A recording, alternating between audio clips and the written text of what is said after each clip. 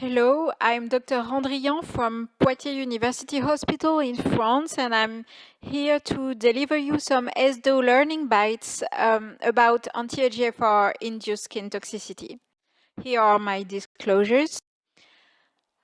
Anti-EGFR are used in colorectal cancer treatment.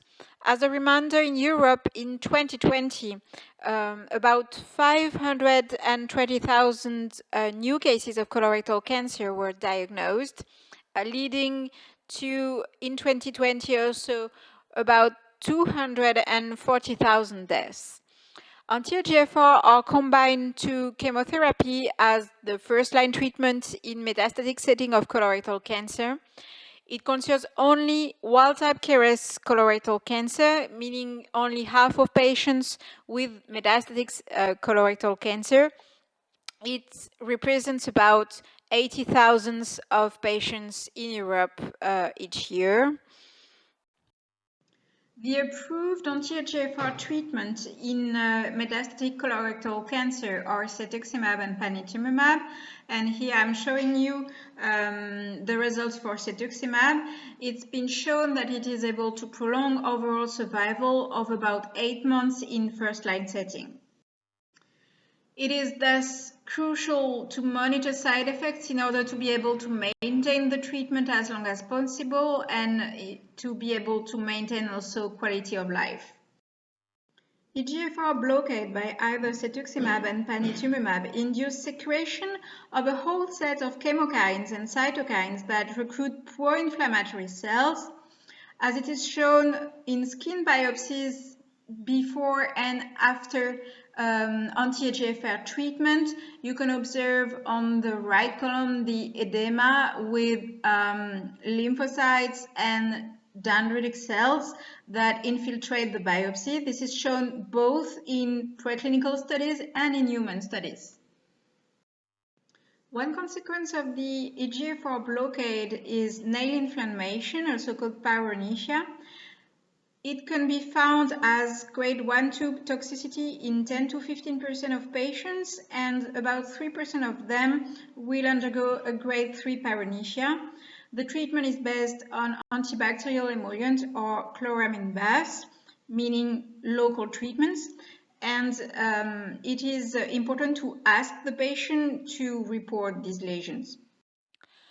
The main anti-EGFR skin toxicity is acneiform rash. It is extremely frequent under this treatment, and it appears early after 1 or 2 infusions. Grade 1-2 toxicities is made of papules and or pustules that cover 10 to 30% of the body surface area and is associated with pruritus and or tenderness. Grade 3 acneiform rash actually covers more than 30% of body surface area and could be associated with local ulcer infection. Here is an example of a patient undergoing grade 3 acneiform rash. You can actually see the maculopapular exanthema on the cheeks and the local ulcer infection, which is surrounding all the mouth. You can understand here the great impact on the quality of life of the patient. The treatment is based first on prevention.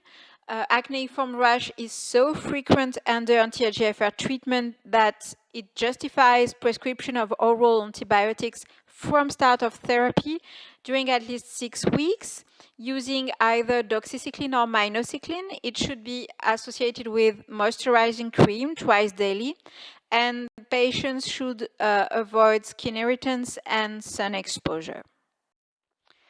Treatment of grade 1-2 toxicity is based on continuation of oral antibiotic associated with topical steroid.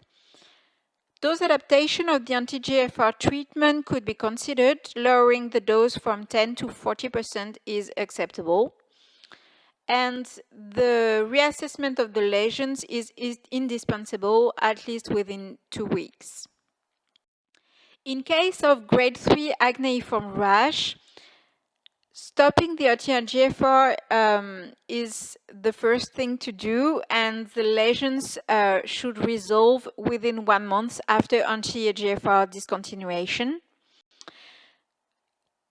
This measure should be associated with oral antibiotic, topical steroid, and systemic corticosteroids, for instance, during 7 days, to really fight against skin toxicity. So to sum up, prevention is really, really important with local and systemic treatments and screening the patient for these lesions.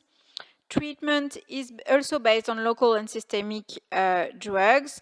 Reassessment is indispensable in order to be able to adapt the anti-EGFR treatment and sometimes to stop it.